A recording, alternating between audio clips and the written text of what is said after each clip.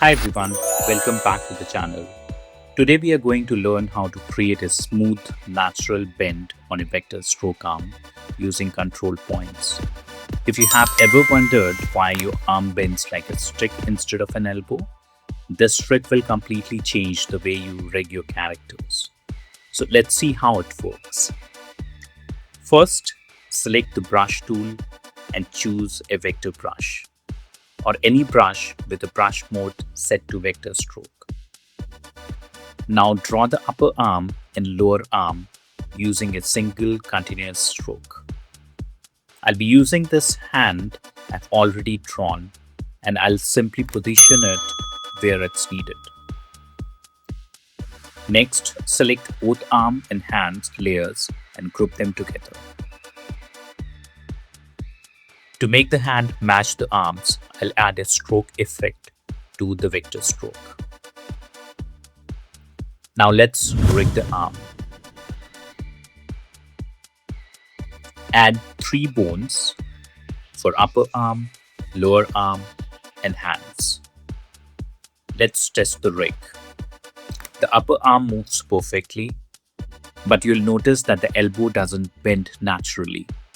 The hand rotates correctly because it's on a separate layer, and with proper bone binding, you can achieve even smoother rotation.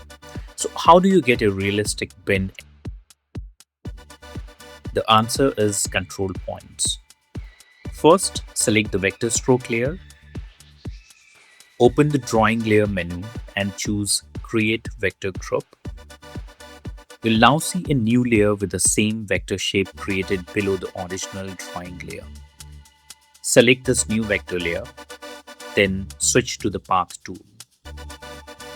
Notice the 2 existing control points on the vector path. With the Path tool still active, tap on the middle of the path to create a new control point. This additional control point gives the artwork the flexibility it needs to bend smoothly. Now select the new control point and choose either symmetric or corner, depending upon the type of bend you want. For an elbow joint, experiment with both options to see which produces most natural result.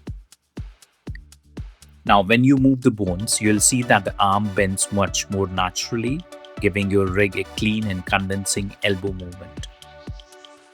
And that's it. A simple control point can make the difference between a stiff-looking rig and a professional-looking animation.